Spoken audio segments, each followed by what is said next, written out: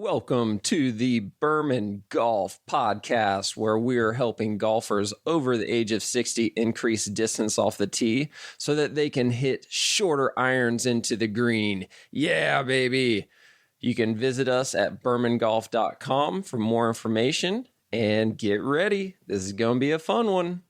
Don't let me forget about the team that you're surrounding, because this is important, but I don't want to get far away from this because this just happened to me. When you fit me, you're switching out clubs left and right. This shaft, that shaft, this club head. Let's mix and match this, that, and the other. We're out there for a couple of hours. I'm sweating bullets, having a great time, seeing numbers. It was the first time in my life that I hit the 300-yard club. Yeah, that's exactly 305. right. I hit a 305-yard drive. I'm like, oh, my God. By going an inch shorter than your stock driver. I didn't realize that, though. Yeah. Do you remember what I texted you when I got the driver? Yeah.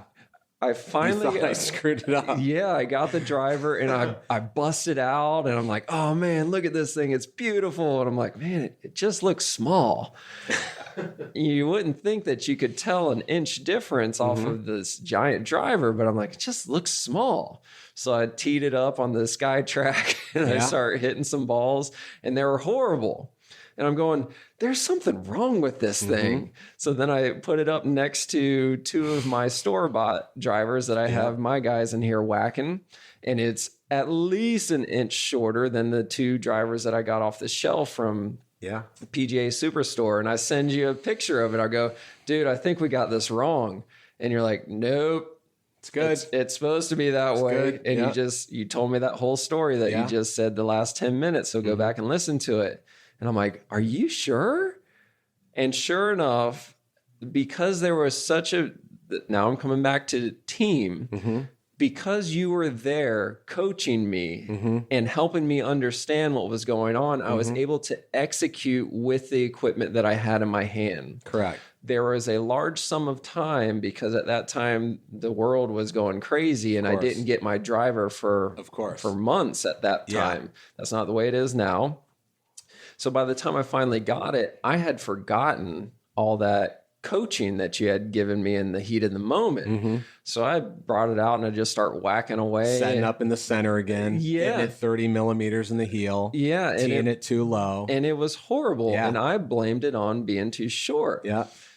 It had nothing to do with the arrow. Yeah. It was the Indian. Yeah. So coming back to the team, if you really want to enjoy the game, you've got to have a team. And it's not just going and getting a lesson and not practicing what your golf coach told you to do. You got to have a team. You got to have the physical component of it. That's me. You got to have the technical component of it.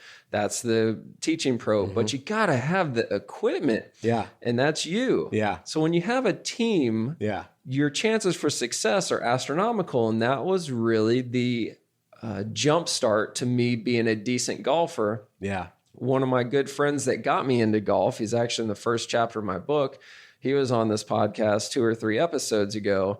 And he mentions this every time we play now, because he was a scratch golfer, still is, very good golfer. He goes, you know, if you would have told me 15 years ago when we were out at the driving range in Gainesville that you would have a swing that looks like that, I would have laughed. Like, it's not possible. But the reason why it's gotten so good is because I do have a team around me. I'm not just trying to be a YouTube hero and try to teach myself how to play this horrifically hard game by watching YouTube. Yeah. What did you see I did on that? Every single time I play with a good golfer, I say, do not hesitate to tell me something mid-round, versus most people don't like to hear anything mid-round because it'll screw up your game. I'm the opposite. If you see something, tell me. Yeah. I'll either listen to you or I won't. I'll either try to implement it or I won't, but at least give me a chance. Yeah, you gotta have a team. Yeah, you have to.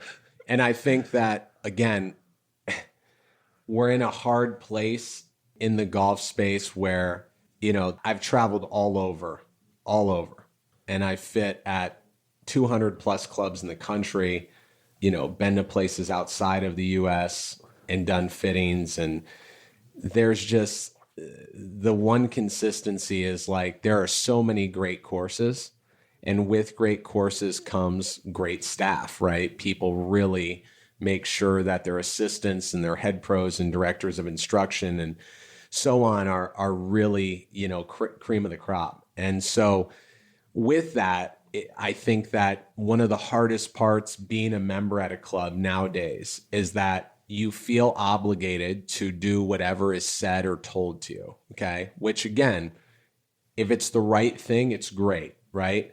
But just as you can attest to within the medical field, right? Like if you're going to do something that is procedural, and even if it's the so-called ease of, well, it's not broken, so I need therapy, not even a surgery, right?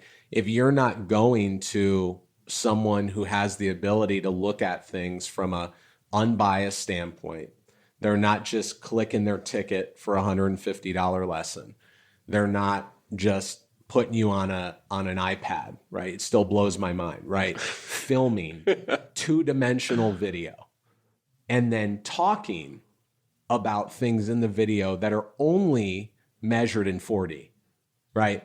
I mean, unbelievable to me that is 85% of the consumed lesson population. You got to explain that in less technological terms, because what you said is very important, because it's the majority. It's huge. Of coaching. And the reason I bring this up is because the people that I greatly have respect for in the instructional field, the Andrew Rices, the Martin Chucks, the Sean Foleys, the Jorge Paradas, the ones that go above and beyond the space, and they are not creating their own gamma off, this is what I think will sell. They really put their name on the line of using products that they feel showcase the golfer's full swing, down to even data that they don't even need, right? Like they would rather get too much given to them for them to go through than too little, because it's that important to give their golfer a full, honest, open depth comparison, right?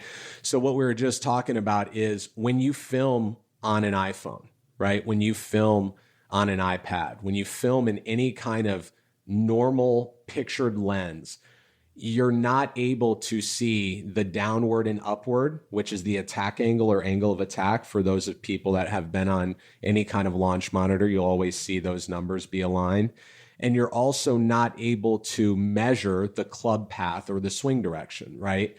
And yes, if you have extremes, so if I'm down the line, which means just shooting down the vertical line of the person's foot path and everything, if you have extremism, you will be able to see an inside out player versus an outside in player, right?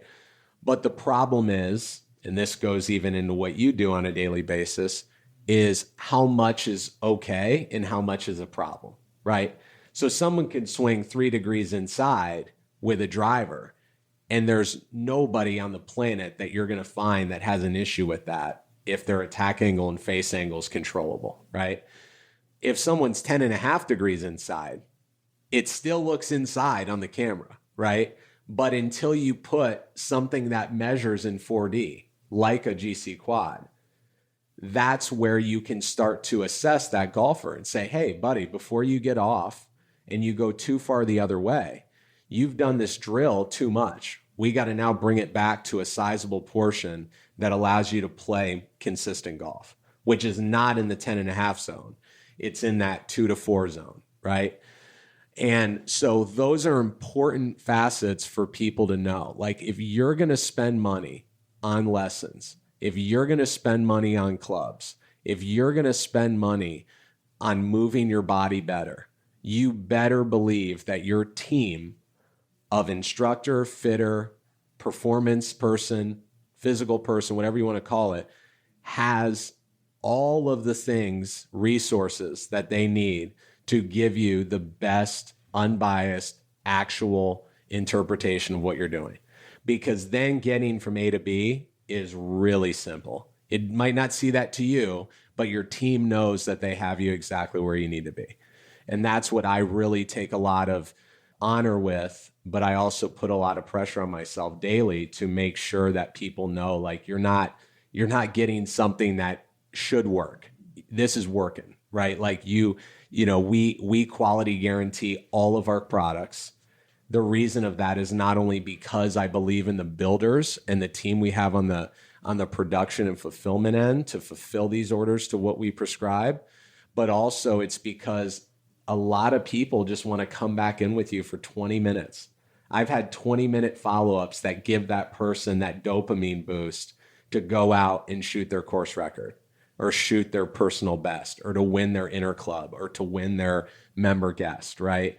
And so that's what we believe. We believe if we're putting our name on it, if we're putting this club in their bag, that we expect the same results with a similar swing. Notice how I don't say the exact same swing, with a similar swing to the fitting, right? Yep. And if they go that extra mile and they use your services and they get their body moving faster, they were at 79, now they're at 85.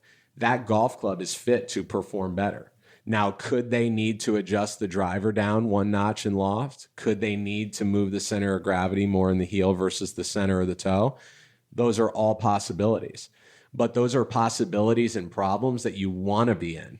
I want to hear about someone that did your 24 hours and said, hey, you know what?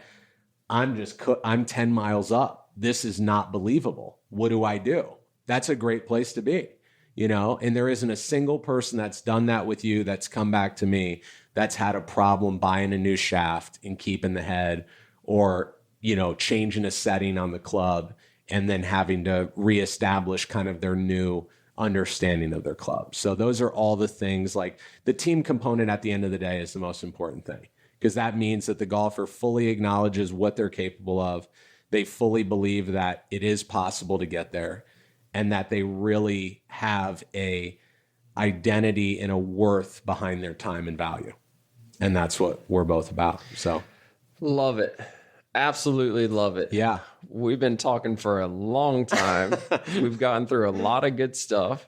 We're definitely going to have to break this thing up. We're going to have to do a volume 2 or something. Well, we're going to break this one into pieces because there's no way that I'm going to put this one out there without breaking it up. But I think it was crucial because we're shedding light on these misconceptions where you think because you go into the PGA Superstore and you buy this $500 driver brand new off of the shelf because they've done an amazing job marketing it on the Golf Channel, that it's going to work for you. The problem is, it's not, because it's an inch too long, or there's just so many variations that it's highly unlikely that you are going to reach utopia by walking into the store, picking something up off the shelf and leaving. Correct. Next best case scenario is you go and you get fit by somebody that's not agnostic. Correct. That's a slightly better scenario. However, how do you know that you're really getting the best thing? And by the way, most of the people that are not agnostic are submitting your fitting into the mass production facility, which then still gets auto built, right? And this is coming from someone who's been in every facility. 80% of what goes out is already shafted and glued. So all they're doing is they're cutting it to their standard, they're gripping it with what you selected, and it's out the door, right? So, I mean, I'm also someone who's had YouTube videos taken down from showing this, right? I had a YouTube video, this is 7-8 years ago. I unboxed a ton of product at a retail store that I wouldn't call it a retail store, but it was a golf shop where we hand built probably 40% of the product with upgraded shafts. And then we also sold regular floor stuff, retail, right? And this came at a time where YouTube was hitting scale, right? People were wanting information. It was really mind-blowing to me that just on my own, I was measuring regular flexes in a CPM machine, so a frequency machine. So for those of your listeners that don't know what that is, instead of looking at flex as a letter, ladies, senior, light, regular, stiff, X, whatever it is, there's a 3-digit number that we measure by clamping, should be clamping with air, not by a hand clamp, because that's going to change the PSI grip that it has on it. it gives you a 3-digit number that gives us a reading of that shaft, and we have a more detailed way of knowing is that an R minus, is it an R plus, is it more of a soft stiff, is it a firm stiff, what should it be? And the bottom line is that I probably got to 60, 55 something clubs, and there was about 5 or 6 clubs that actually measured out to where it was. So I said, man, this is a great thing to give my golfers, because at that time I had a lot of golfers I had worked with, some feedback. Like, this is the reason why I've been telling you guys, and this is before any of the stuff that's out there now ever existed, right? And yet we were still showing people what was the truth, what was real, right? And when they saw that this got put on, it was just a matter of time for, you got to remember, I left out the club company, right? Because the club companies aren't bad. Their problem for being in this whole thing is they are building clubs in the amount that they never foresaw 20 years ago. So even the presidents and VPs and all the production teams that are acquired and equipped with this new rollout of another driver and another fairway and another hybrid, they've never saw this amount of drivers and fairways and hybrids and irons that they were building, right? So you can't build something so rapid and so big and so abundantly and expect your QC to be awesome. Your quality control is going to be affected, right? So I put this video out, and the first time I put it out, it lasted about 6 days. And I get a message from YouTube that says, someone has reported your video as not fraudulent, but essentially like I was talking bad, right? And so I see in the content that it says this could be based on your description. It doesn't necessarily have to be what's in it, right? And my description was the truth behind shaft flex. So I just killed the description and I put for golf lovers in the description, post it again. This one lasted about 48 hours. Okay. And then the third time and final time I put it up, it lasted about 68 minutes. It's like an hour and a half, right? Hour to an hour and a half. And it gets kicked off again. So what I say is that the OEM companies are doing their best. It's a reason we're still using their heads, right? Their head is what they are putting all of the AI and computer intelligence and all of the engineering in. The shafts have a wide range because to make the golf club, you can't be spending so much on this whole product and then trying to still make a margin. It's impossible. So when you do the math, as I say to all my clients, when you do the math, the idea that you think you're hitting a $100 golf shaft, which by the way, we don't even carry a $100 golf shaft on our driver wall. Okay. We wouldn't, the quality is still so low at that level. Okay. That in itself is showing you how behind the 8 ball you actually will be. And what's scary is for the one out of about 1,700 is what the number is, that has a driver that they can actually get some decent numbers and efficiency with, try recreating that when you need to buy a new one in 3 years. Impossible. Because even the brand that you bought in that year doesn't even believe in the same thing they used to build the driver 3 years back. And that in itself is why you have to take the extra leg and go do your research and due diligence. You just cannot do it. Your skill will never overcome bad equipment. Holy shit. There's the mic drop. That was a can of worms right there. Wow. Oh my gosh. So those last 15 minutes there, go back and listen to them. Hopefully that makes you sick with the equipment that you bought off the shelf. Yeah, it really should. It not only that, I hope it leaves them inspired, right? That there is a better way and that you're not down and out and that you have a chance to rectify that any day you want. Yeah. By getting fit, by looking at true data, by getting real unbiased opinions, by looking at where you can still improve, being honest, right? Having the team, self-reflecting, and just going from there. Being more positive about your game. I love it. Absolutely love it. So at the end of the day, you need to get fit. It doesn't really matter what level you're at. If you at least have, at the bare minimum, have a reproducible swing. 100%. It doesn't have to be a good swing, bad swing, whatever you want to call it. Doesn't have to go 100 yards. As long as it's reproducible, yes, you should be fit. Yes. Because think about it this way. You're spending how much money and time? That's my big one. A year. Right? So even if you're just a weekend warrior playing the public courses, you're still spending 4 to 5 hours of your time out there. So even if you can play hibiscus, right? I'm not throwing them under the bus. It's just one of the only public courses we have here in Naples. I can play hibiscus for $20 in the summertime. But I'm still spending 5 hours of my day out there. So how much is your time worth? Someone told me, by the way, that that's 145 in season. It which is. I couldn't believe. Yeah. I could not believe. It's right? crazy how it's changed. So yeah, the value, time value, you're right. Just 2 years ago, it was $60 during season. Yeah. But anyways, you're spending a fee to go play the round. You're spending the time to go play the round. Why don't you invest in your clubs? Put the right equipment in your hands and at least have more enjoyment. 100%. It's a no-brainer. It's an absolute no-brainer. So I want to end with this. Let's wrap things up. And I want to say that go get fit by TrueSpec. Go get fit by Loren. Go learn something. Worst case scenario, you don't buy a club and you learn something. But do me this favor. Please don't schedule just to go have an experience.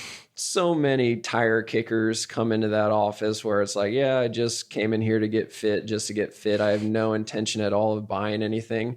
Don't do that, because this is like a Maserati or a Bentley or Bugatti dealership. It's not the PGA Superstore. So don't waste these guys' time. They are very good at what they do. The traveling fitter or the mobile fitters, the brick and mortar fitters, they are all very good at what they do.